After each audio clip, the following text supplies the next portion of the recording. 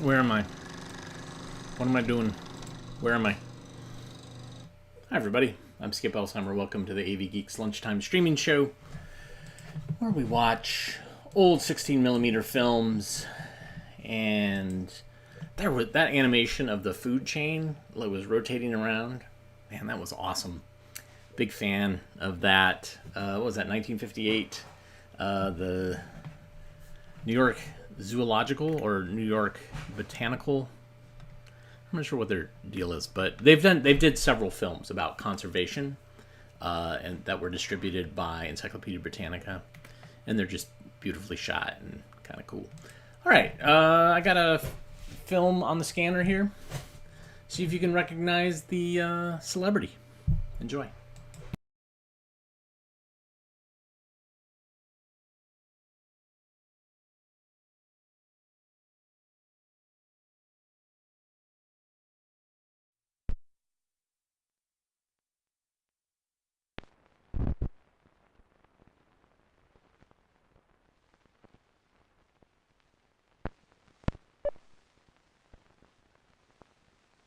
Harry, dinner's ready.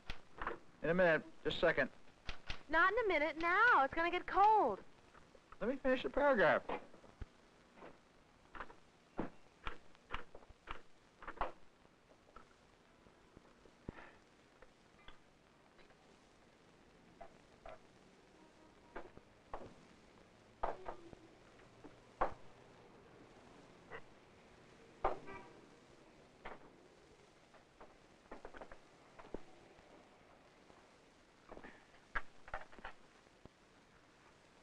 My dad called today at the office. Oh, really? What do you have to say? They would like us to visit them on my vacation. If that's okay with you. I didn't make it definite. Well, what'd you say exactly? Oh, I told them we would if nothing came up. Well, that sounds pretty definite to me. Look, it's not definite and it isn't done. I thought you would like the idea. Well, I'd like it if we could talk about these things first, that's all. Look, it's no big deal. If you don't want to go, we don't go. Forget it. Well, I'm not making a big deal about it. I just thought it might have crossed your mind that maybe I'd like to see my family and my friends, too. I have an identity, you know. What do you mean by that? I mean that I'm a human being, or have you noticed? Do you ever listen to anything I say anymore? We never talk anymore, Gary. You either got your head buried in some science magazine, or you're doing that damn dissertation, which you'll probably never finish. Well, maybe I would get it finished if you give me some encouragement. We got any milk here? Yes, in the refrigerator. You know, you used to take an interest in my work. Used to encourage me. At least my folks back me up in everything I want to do. I'm doing this for you, Corrine. Well, don't do me any favors, because I don't need them. And I don't need to be snapped at every time I serve you dinner because it's too early, or it's too late, or it doesn't fit into your own private schedule. Well, damn it, Corrine, that's little enough to ask of anybody. It's too little. And that's all you ask, and that's all you want. What do you think I am, a slave or something? You never think that I might like to do other things, too. You never lift a finger around this place. My mother never complained, and she has 10 times as much work to do as you do. Well, take a good look at me. I'm not your mother. Well, I assume then that you don't want to visit my folks on my vacation? No, I don't. It's my vacation, too. I'm going to go see my family, at least, where I'm treated like a human being. Go ahead, then. See them. But I'll be damned if I'm going with you. I don't care what the hell you do.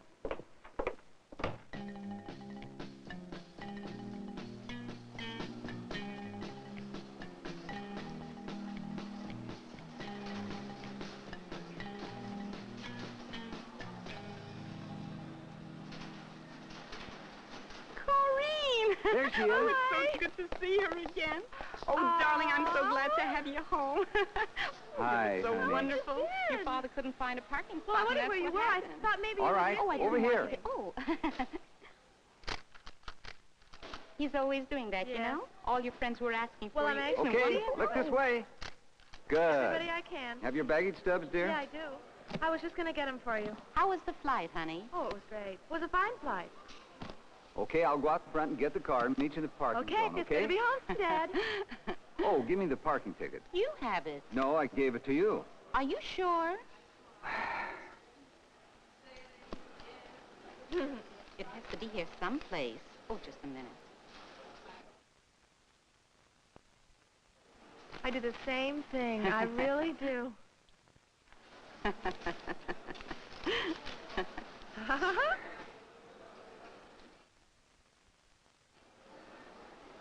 My goodness. Oh, here it is. Thank you. Oh, you let your hair grow long. Yeah, Gary liked it like that. It's too bad he couldn't make it. Everyone was looking forward to seeing him again. Oh, by the way, Carol called. She wants to get together over lunch.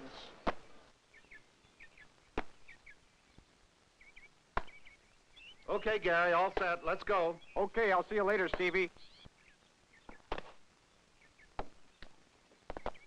Aren't you coming, Mom? You boys go on along now. I've just got too much to do. What's to do that can't wait? Everything. Fred and Clara are coming by tomorrow. I got to get the turkey stuffed and the house straightened. And besides, I can see the new warehouse anytime. Come on, Mom. I'll help you when we get back. The house can wait. Now, don't be silly. This is your vacation. You go along with your father.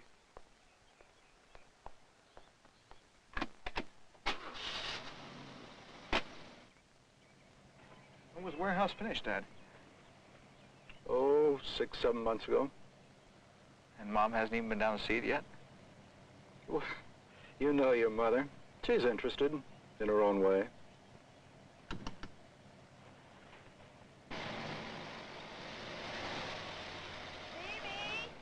Stevie, it's time to come home. Gary, it's time for dinner. Come and wash up. But Dad isn't home yet. He has to work late tonight.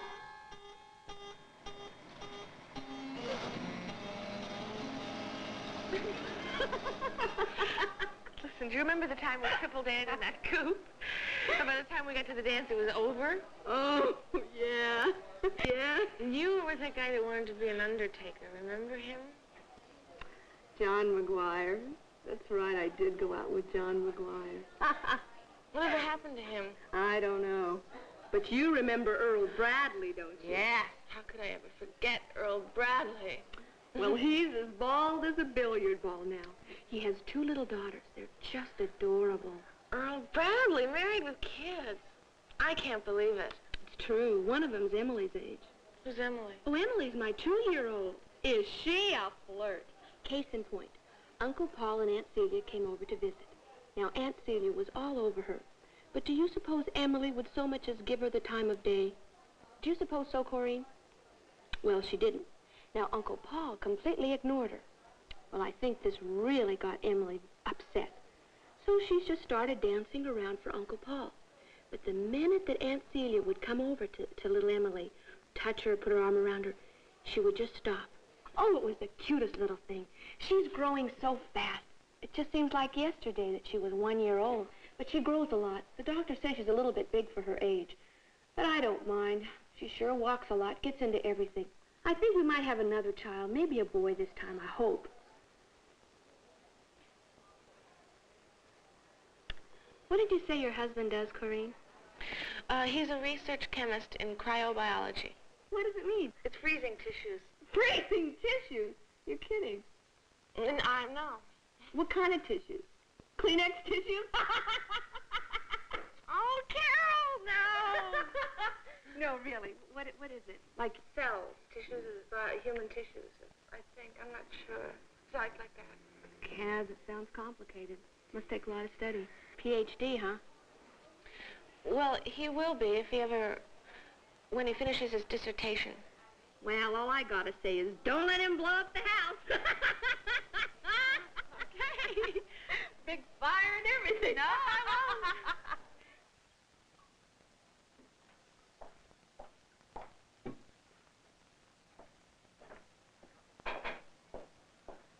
Thank you. How's your work coming along, Gary? Pretty well, Dad.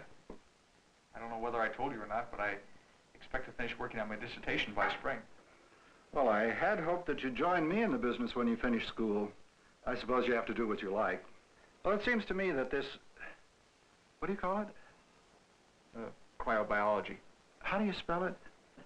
C-R-Y. Yeah. Well, it just seems to me that it's not very practical. On the contrary, in the long run, I expect to... I suppose you have to do what you like. That's the main thing. Oh, boy. What a day. You're procrastinating, Gary. It seems silly to stop at this point. You finished all the classwork, haven't you? Look, I've already got the job. I'm doing what I want to do. The diploma itself doesn't mean a thing. Well, maybe it doesn't now, but it might in the future. It really seems a shame to do all that work and then give up. Yeah, I guess so. What do you mean, yeah, I guess so? All right, I want it. Well, then why don't you do something about it? I work all day. I come home at night. I like to sit around and relax. What are you afraid of, Gary? What do you mean, what am I afraid of? Yeah, I guess you're right.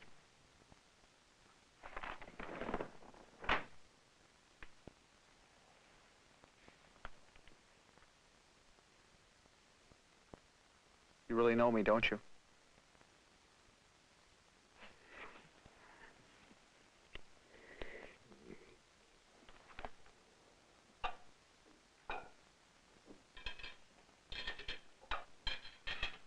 No, darling. Go and sit and talk with your father. This is your vacation. I want you to enjoy yourself. By the way, how's Corrine?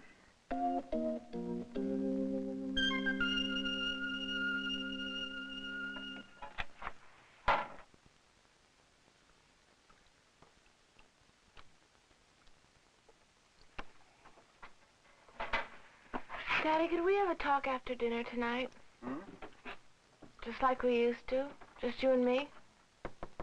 Whoops, don't come in. Come on, you two. Dinner's ready. Okay, dear, just 10 more minutes. What? Turn that light out. Not 10 minutes, dear. Right now. Mom, we're in the middle of something. Wait a minute. Hey, this is going to turn out nice, Corrine.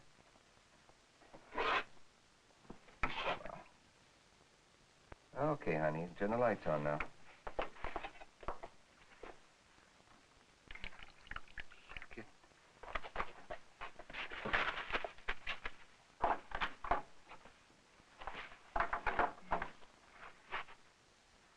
Look at that, Corrine. You haven't changed a bit.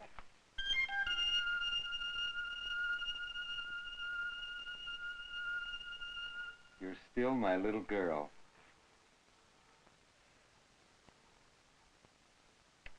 I'm gonna go help Mom now.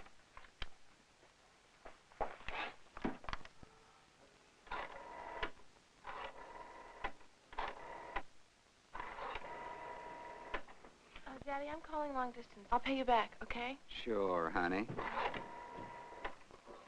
Oh, by the way, what did you want to talk to me about? Oh, nothing.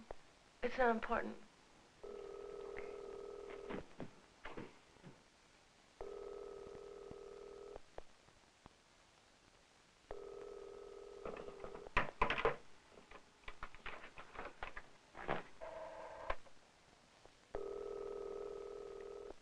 I'll get it, Mom. Hello? Corrine? It's me. I know. I'm at home. How's your mother feeling? No, I mean, our home. I'll call you back as soon as I get reservations. I'm coming home. Gary? Yeah? Bye.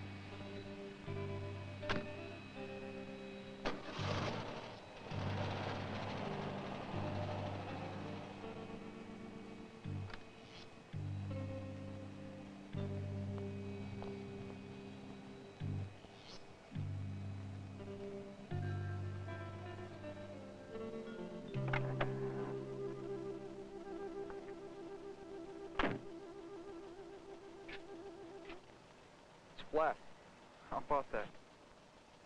Yeah, but it's only flat on the bottom.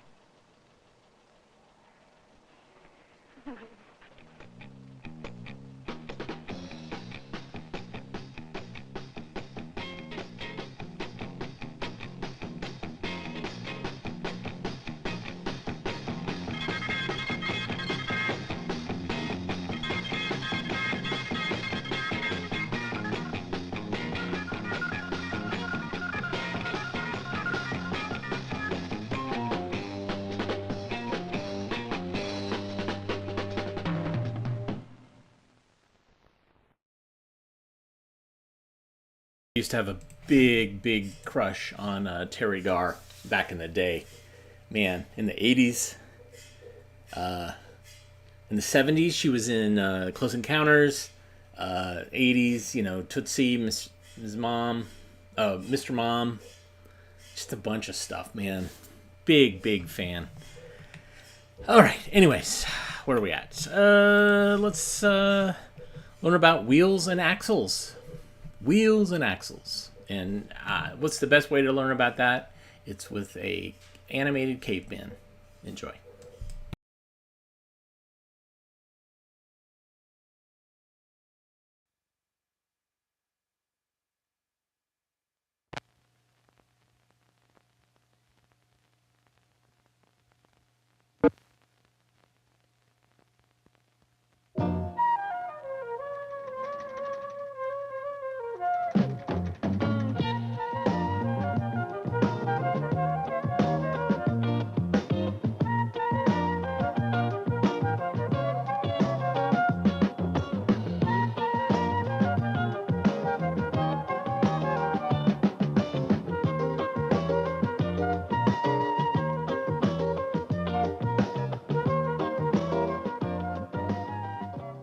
Suppose you wanted to move something heavy.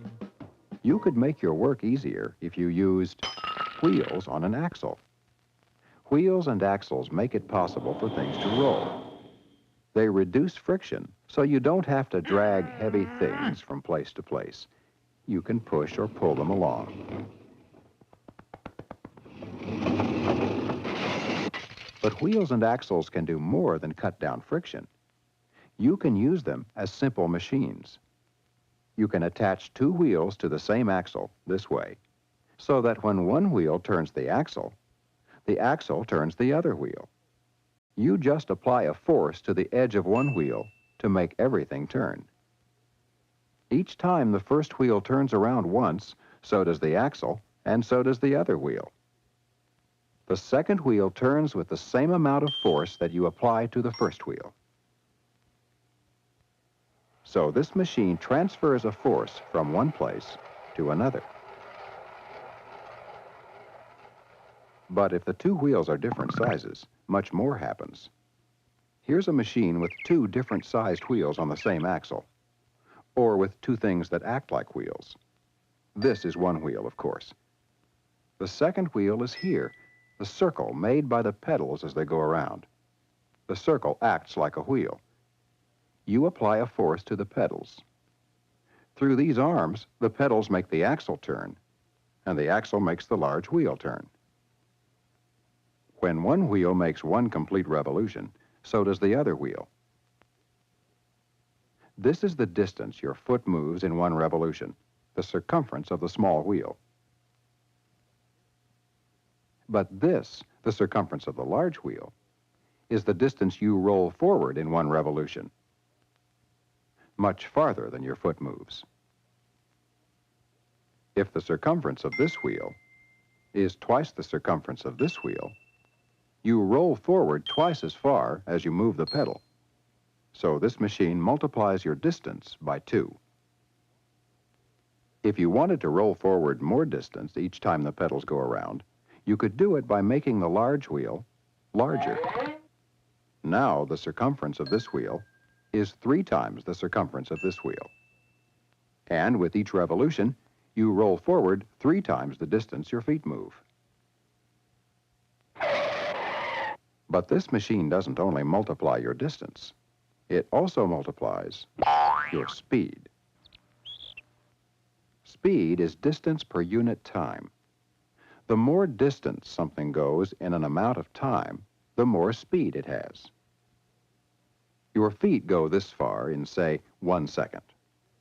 But you roll forward 3 times as far in the same second. So you have to roll forward 3 times as fast. So when this machine increases your distance, it also increases your speed.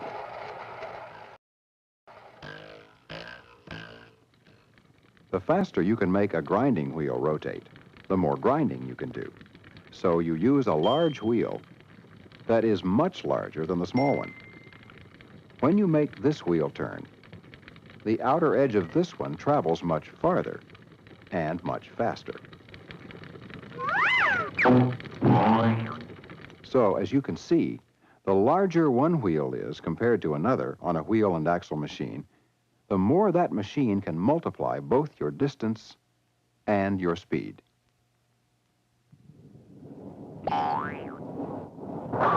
But sometimes you're not interested in getting either distance or speed. You want to multiply force instead. To do that, you apply your force to the larger of the 2 wheels on the same axle, as you do when you pedal a bicycle. The pedals go around in a circle this large in order to turn a sprocket that's smaller, this large.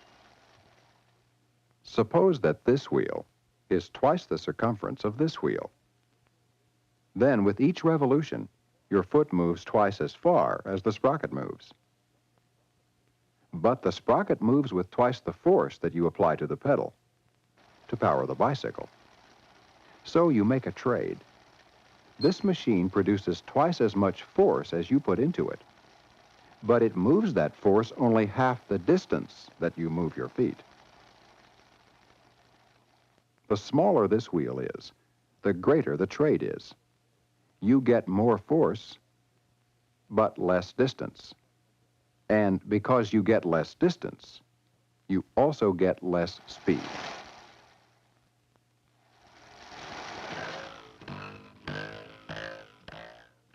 What if the smaller wheel on a wheel and axle machine were even smaller, the size of the axle, so that the axle itself is really acting as the second wheel?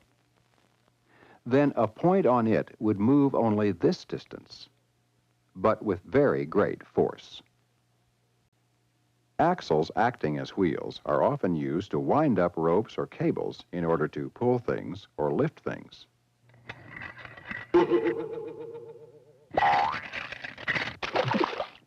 With some machines, you turn an axle by turning a rather small wheel. When you need to apply more force to an axle, however, the wheel you turn is usually larger. So with this machine, you get a lot of force because you turn a great distance. This machine did the opposite. With it, you could get this edge to turn a great distance and with a lot of speed. Does this mean you needed to apply a lot of force here? Yes, it does.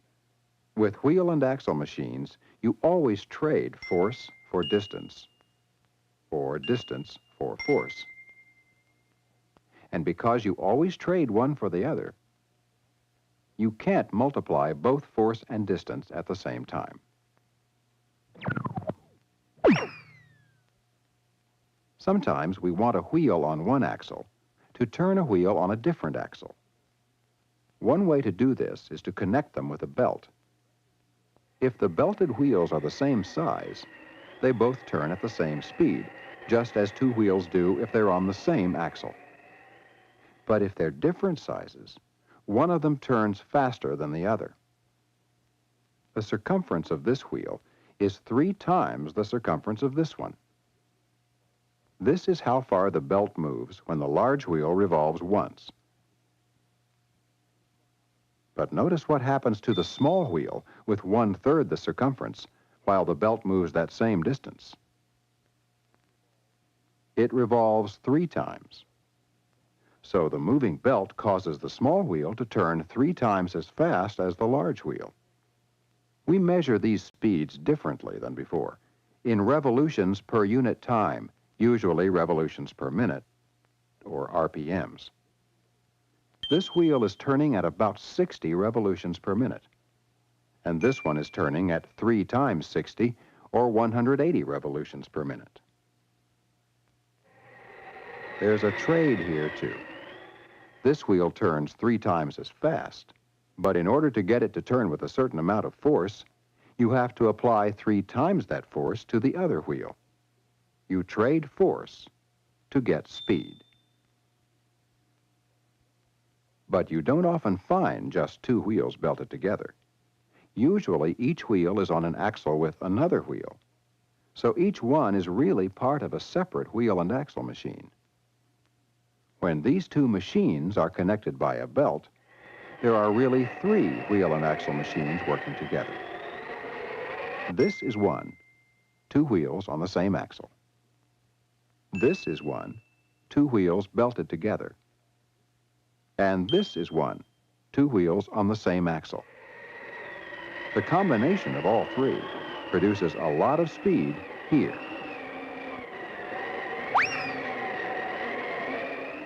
A bicycle works exactly the same way. First, as you saw, these 2 wheels are on the same axle. You move the pedals a great distance to apply a great force to this wheel. Then this wheel is connected by a chain to this wheel. The chain works the same way a belt does, except the wheels are sprockets with teeth. The back sprocket is smaller, so it turns faster, with more RPMs. Some bicycles have several different sized rear sprockets that you can shift, depending on the force and RPMs you want. Finally, the back sprocket is on the same axle as the back wheel, making a wheel and axle machine that works the same way as the grinding wheel. Again, both wheels turn the same number of revolutions per minute. And because this wheel is larger, its edge travels much farther with each revolution than the edge of this wheel, making the bicycle roll forward with a lot of speed. Sometimes one toothed wheel turns another toothed wheel, not with a chain, but by interlocking with it. These wheels are gears. Like belted wheels, if the gears are different sizes, they can multiply either force or RPMs. Gears are often used to coordinate machine parts that move at different speeds, like the parts of some clocks.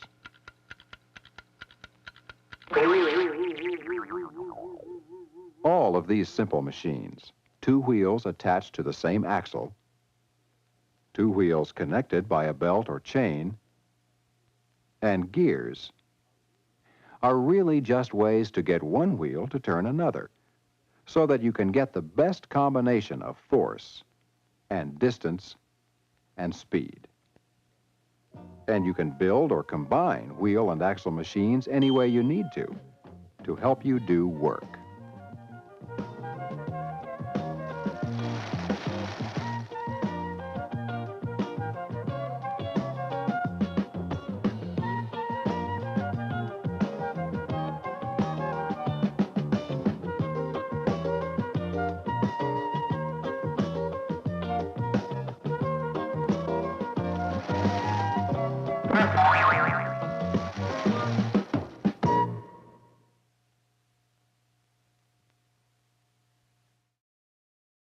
Yeah, that bike illustration diagram was not great. You would expect more. You'd think somebody would. I mean, who doesn't know how to draw a bike? Especially people that are illustrators, right? Plus, you can go to a Sears catalog and look it up. Anyhow, all right. I got another film on the scanner behind me, and that's what we do. This is why I like doing live shows, is that I can just go to the back, and there was a bunch of films. I'm like, wow, I haven't done any films in this stack. So that's what this is going to be. This is Young Father's Teenage Love. Enjoy.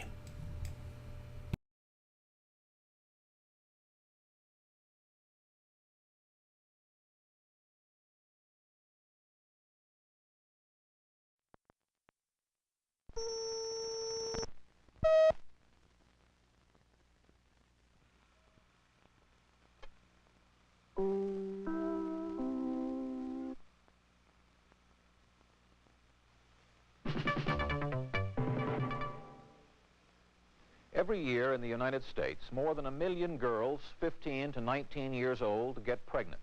About half of them give birth. That is one of the highest rates of teenage pregnancy in the world, and hard though it may be to believe, the rate is going up, not down. There have been repeated studies of why that should be true, but even after all the studies, there is no one answer. About all we seem able to do is make the best of it, and in most communities that has meant trying to help the teenage mother. That ignored a group that may need as much support, teenage fathers. Rebecca Sobel reports. This teenager, Chick Crowell, became a father at 17. Charles Mitchell, he became a father at 16. Scott Brown, a father at 17. I wasn't going to give him up. I didn't want to at all. Couldn't see me not being with my child. Sad about him being my kid, and, you know, I didn't want to give him up. More and more teenage fathers are fighting to stay close to their children. This prenatal class is one of the few new counseling programs available to unwed teenagers, both girls and boys. Up until now, most programs were only for teenage mothers because people assumed young fathers didn't want their babies. I think what we need to keep in mind with teenage fathers is that when they find out that they're an expectant father, they're just as scared as a teenage mother. It's just as much of a crisis in their lives, and it's harder for males to reach out for help, and yet they need the help just as much as teenage mothers do. Many of these kids are not very realistic. They're teenagers, they're kids. The future is very rosy to them. They don't necessarily see the problems that they're getting into. I think after the baby comes, if they, you know, remain involved, I think that that's when the realities again start to set in. But I think early on they're not very realistic. Those realities set in some unexpected places, not just the ghettos. Teenage pregnancies occur in cities, suburbs, to all kinds of people. This neighborhood in Salt Lake City is middle class, a community of families. And the head of one of these families is a 17-year-old boy. It's really hard to have all these responsibilities. Sometimes I feel like I don't want this anymore. I just want to go away and live in the mountains, be my own person, not have to worry about anything. Chick Crowell, an all-American boy. He's a high school senior, played on the football team, loved it. He can't play anymore. Besides helping with the baby, he has to work full-time now after a full day at school. His parents redid the basement of their home so that Chick could live there with his girlfriend, AJ, and their baby son, Christopher. And the worst part is that I feel like, you know, I'm making so much money and we're always broke. We don't have any money because it's all going to Christopher and stuff, and I feel like, I sometimes feel if we hadn't had Christopher, just think, you know, we'd have so many things that we want. I'd be able to buy a nice car, have nice clothes, and I feel like, geez, why did we have him? But I'm glad we did. I have no regrets. We didn't have sex, we made love, and we were paid for the consequences. You naturally hope that your children will be celibate until marriage. How many children are nowadays? They're surrounded and bombarded with all this stuff. It's much harder now for them than it was for me. We were really scared. We didn't know what to do. And then once we started telling people, then it wasn't so bad. Then I got excited about it. So when they decided that they were not going to abort and they were not going to give up for adoption, we let them make that decision and then respected that decision and tried to help as much as we could. Could you have stood by AJ and stood by the baby without the support of your family? It would have been really hard, because without my family, we would have been all alone. We would have had absolutely nothing, no friends, no nothing, and my family really helped a lot. Hello. AJ doesn't believe in abortion. She does believe in family, maybe because she doesn't have a good relationship with her own. Her parents moved to Oklahoma when she was 15. She chose to stay in Salt Lake. And except for Chick, whom she met at 14, when she was just a freshman and he a sophomore, there's really been no one for support. Daddy, Christopher wants you. AJ got pregnant. They kept the pregnancy a secret from friends for 3 months, as long as they could. When your friends found out, what happened? I lost all of them. except for a few. They just really wouldn't associate with me anymore. Every night, Chick goes to work at a data processing firm. It's a tedious job, and combined with schoolwork, a relentless schedule. The pressure never lets up. I'll go to work at 8 at night, and I'll work till 4. I'll come home and I'll sleep till 7. Then I'll go to school till 12:30. And then from 2:45 till about 7:30 I sleep. And then I go to work at 8 again, and it starts all over again. He has taken on an enormous burden. He's missed out a lot, you know. He can't go out with his friends. He has to stay here and take care of the baby. He's very willing to help AJ. He's very, very good with the baby. And I love to see them together. But the disappointment about his possible career and what we had hoped for him is hard to take. I had big hopes of going to college, you know, on a scholarship, and I wanted to become a child psychologist and get my PhD and everything.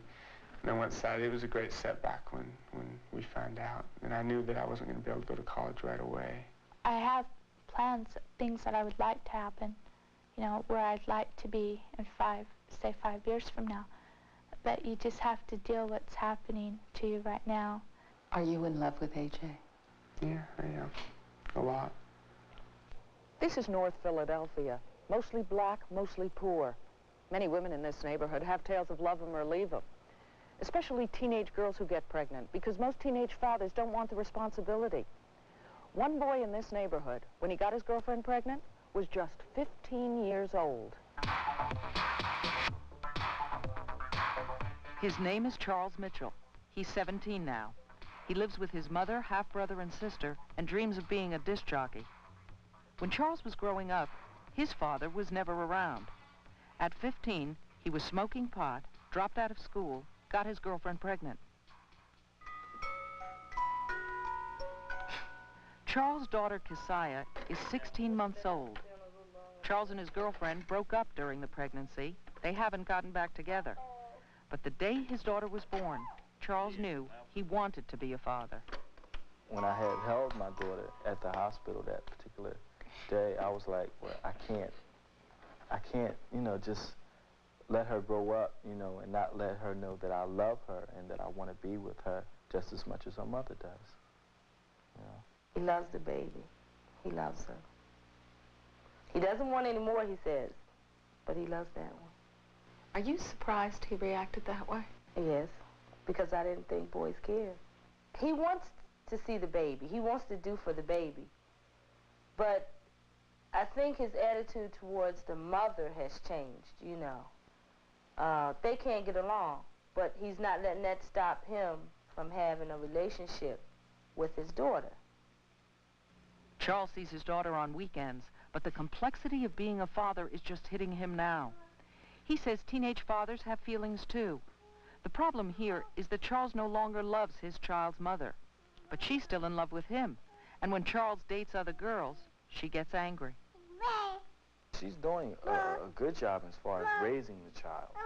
But the only thing that I object to as far as her having the child is that when she comes over and she brings the baby to see me, all right, we always get into an argument, which always ends up with her leaving the house and her taking the baby with her. And that hurts me. It hurts me a lot. What does squaring a number mean? Times itself. Times itself, all right? Surprisingly, having a baby has helped Charles.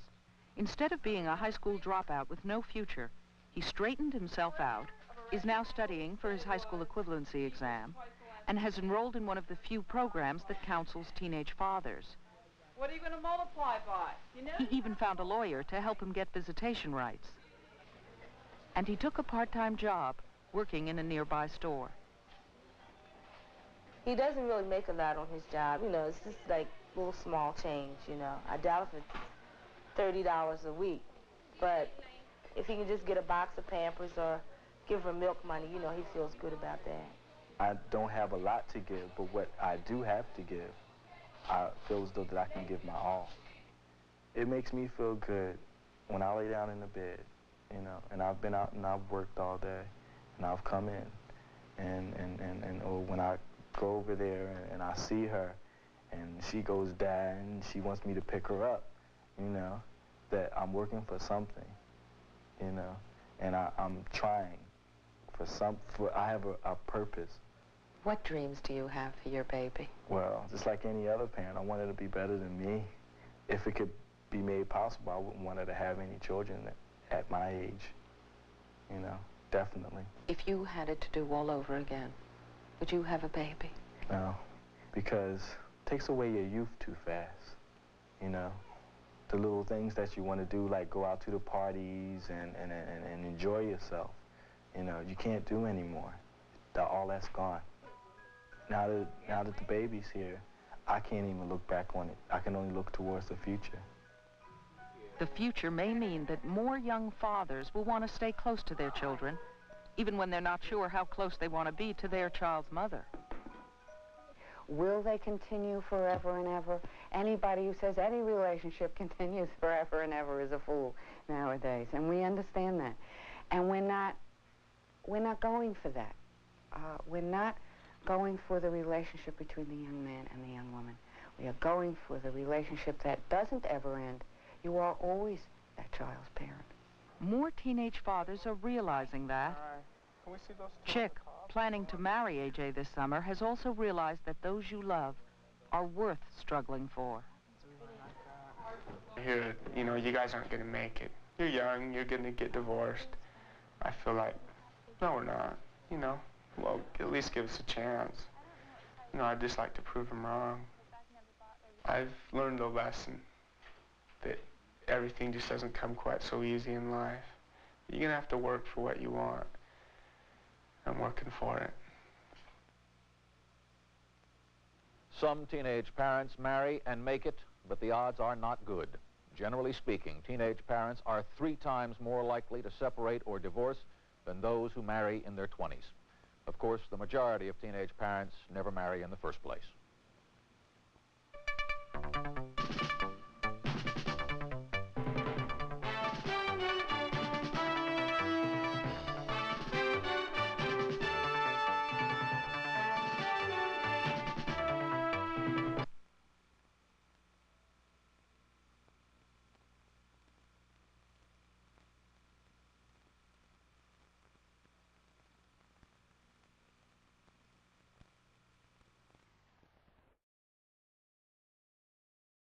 Interesting. Very, very interesting. Not as good as the what is it? Me, a Teen Father. What is the one with Rolo? And my brain having brain farts today. I blame daylight savings time going away.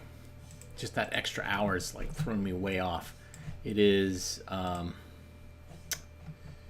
Yeah, something Teen Father. Anyways, that one's better because it has Dana Plato in it and Nancy McKeon. And yeah, I don't know, those news little blips. Let's see, what do we got for you? Let's watch another King Rolo cartoon. We've been on a roll with King Rolo, so let's go. Enjoy.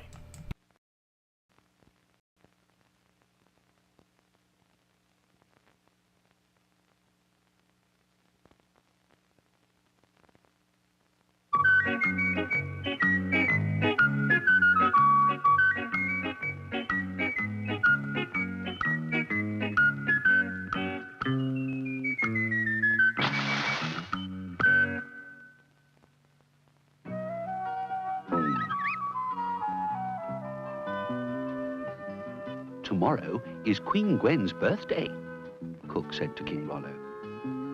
Oh, yes, said King Rollo. I must send her a birthday card. And he went to the shop to choose a card.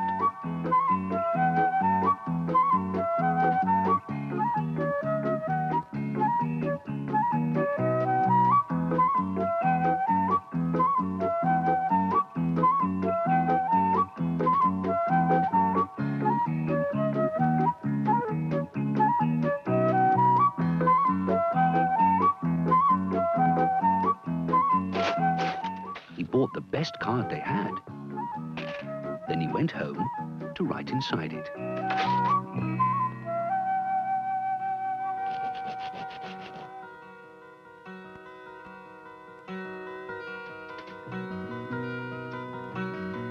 That's not a very special card, said Cook.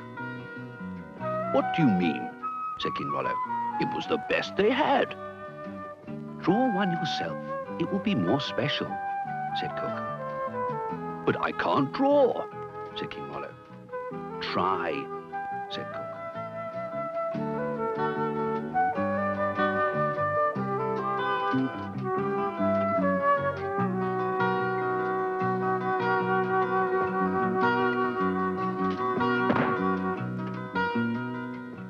King Rollo looked for his paper and paints.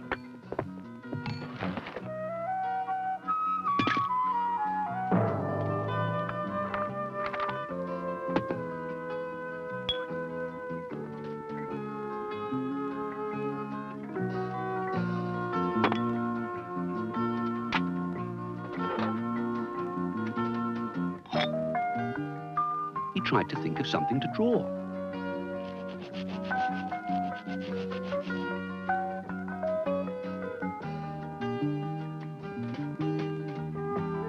He looked for a picture to copy.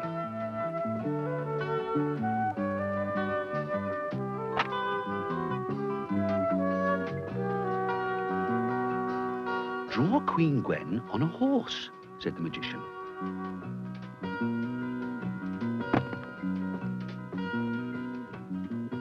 King Rollo tried.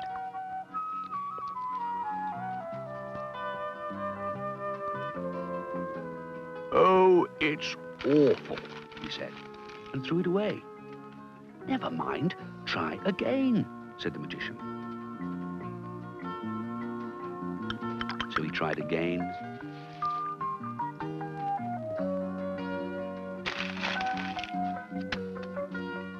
And again.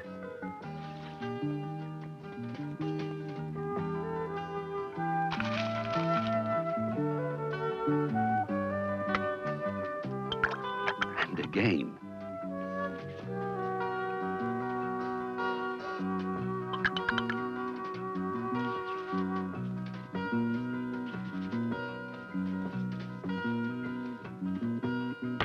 It's still not very good. Not as good as the shop one, said King Rollo.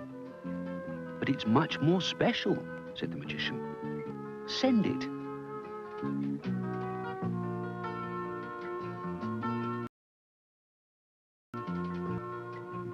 King Rollo posted the card. Then he went home and tied it up.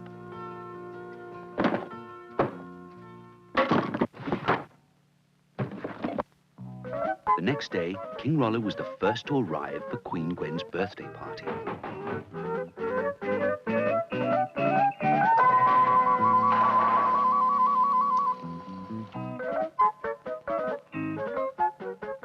Queen Gwen was pleased to see him.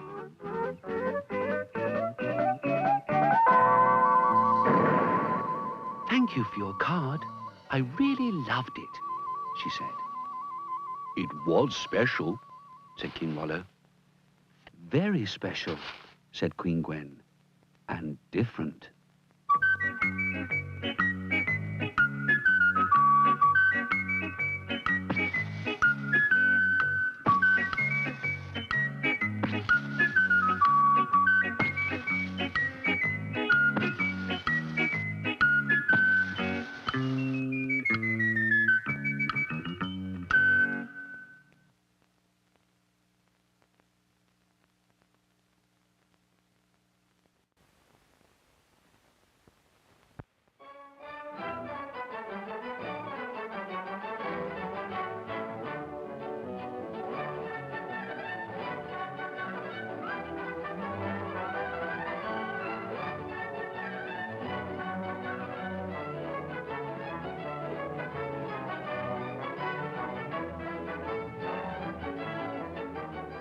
Softball is one of America's most popular outdoor games for spectators and for players.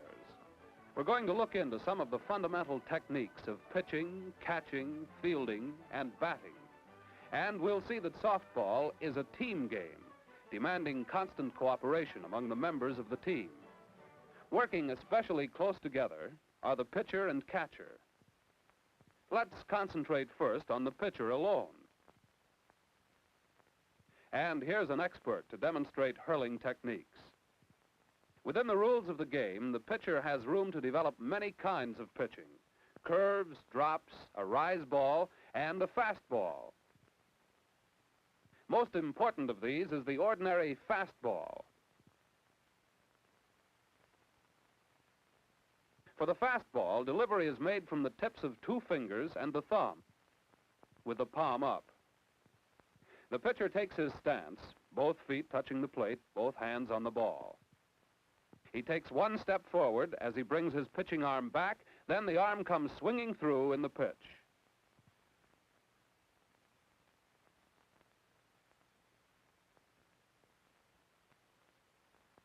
Watch again the technique for throwing a fastball. See how arm and body follow through all the way.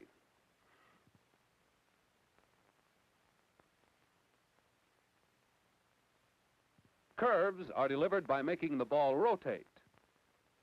A twist to the right gives you an in curve, breaking in toward a right-handed batter.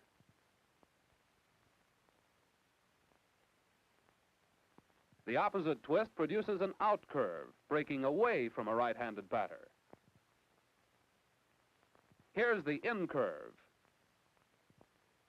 To deliver a drop ball, hold the ball like this and deliver it off the fingertips with a forward spin. Watch the abrupt drop. The softball pitcher can also deliver a deceptive slow ball, which will confuse the batter.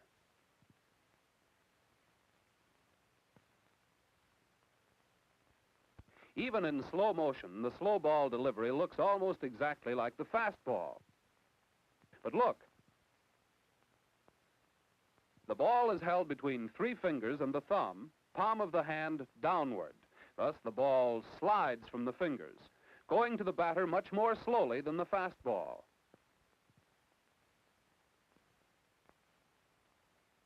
With a similar grip, by using the wrist and fingers to give it a backspin, the ball may be made to rise or curve upward.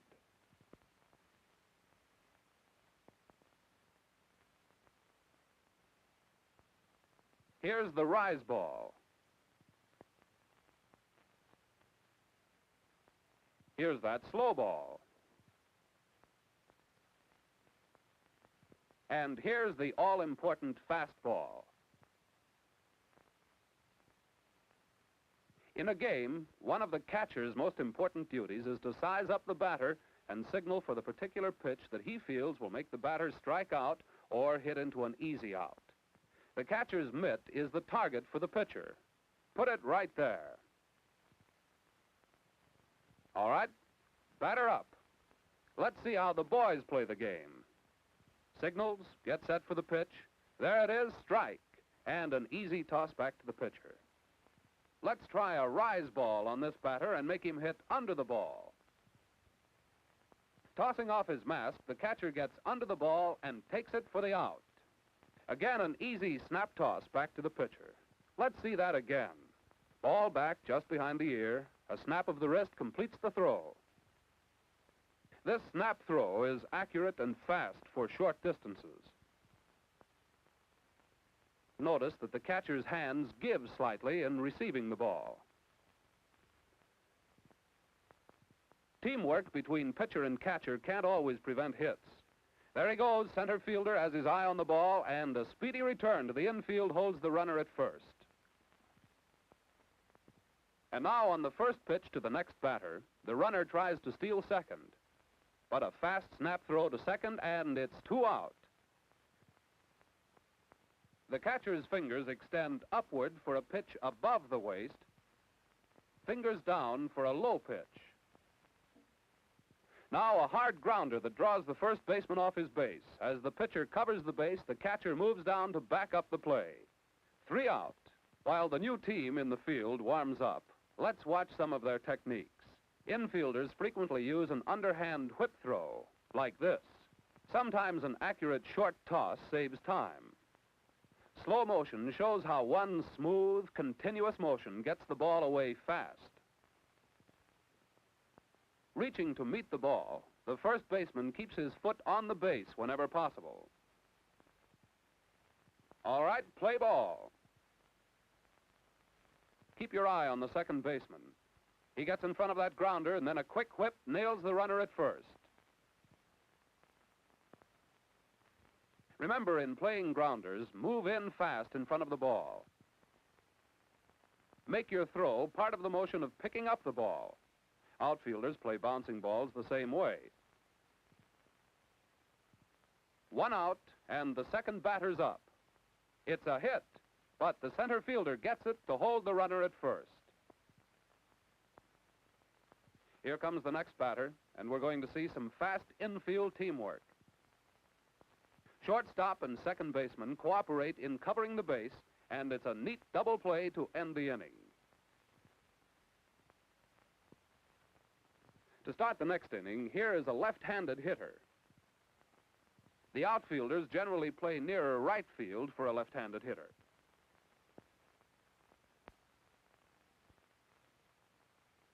A high fly, right fielder moves quickly to take it and throw it in to the infield. Let's watch that play again. An outfielder needs a sharp eye to judge flies and get under them. Then a forward stride and full follow-through add power to his throw. What chance has the batter against all this defense teamwork? Here, in slow motion, is good batting form. A side stride starts the swing, the bat moves parallel to the ground, and a full follow-through adds power. Notice, too, that the batter keeps his eye on the ball until the instant it meets the bat. A full, hard swing, meeting the ball squarely, has good chances of becoming a hit. But even a powerful, long hit can sometimes be caught for the putout, and good fielding ends the inning. What's this? The new team at bat seems to be plotting something. The batter is raring to go. The fielders size him up and play to the left, which is just what the batter wants, because now he's all set to place a hit in right field. The next batter will try to advance his teammate to second. Here's one way, a sacrifice bunt. The batter goes out, but now there's a runner on second. Let's take another look at that bunt. On the pitch, the batter pivots to face the pitcher. He taps the top of the ball. Again. Watch how he holds the bat loosely and lets the ball bounce off the bottom of the bat to fall along the baseline. Now let's get back to the game. One out, remember, and a runner on second. Now's the time for a real power hit. There it is, and it looks like it will score a run.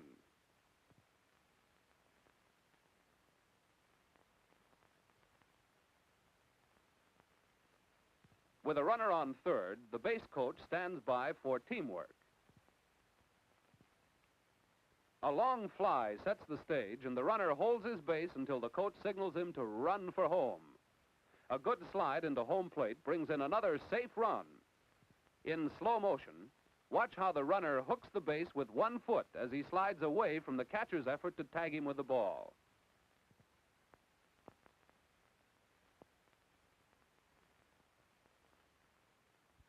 And so goes the game.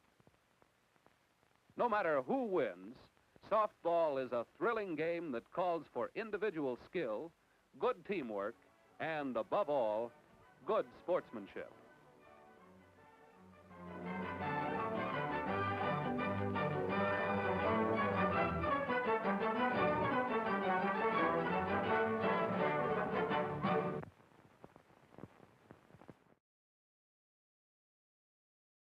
Someone noticed that in looking at the full frame, you could see the optical soundtrack on this side.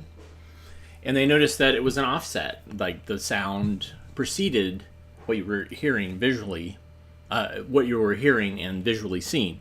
And that's because the sound head is actually 20-some frames ahead of the optical of the gate. So basically, to sync it up, you have to offset it a certain number of frames. 20, is it like 22, 21? I can't remember. Today's not the day where I'm remembering stuff, but that's okay. So that's why you saw that. I figured every once in a while it's nice to show like what it looks like when you're seeing like most of the frame in what we call overscan. Thanks for tuning in today. Very much appreciate your eyeballs and your comments. One way you can support us is by hitting the thumbs up or the like button or the subscribe button. That allows us, I don't know what it allows us to do, but it just feels good to see it, to see your support. Another thing you can do is donate to get us some coffee at ko-fi.com/avgeeks or patreon.com/avgeeks. Those are great things to do. I just found out, because I hadn't looked at my calendar really carefully. Next week I'm going to be in Tulsa, Oklahoma at the Association of Moving Image Archivists, and maybe I'll see you there. I don't know. Anyways, have a great rest of your Monday, and we'll see you tomorrow. Live. Take care. Bye.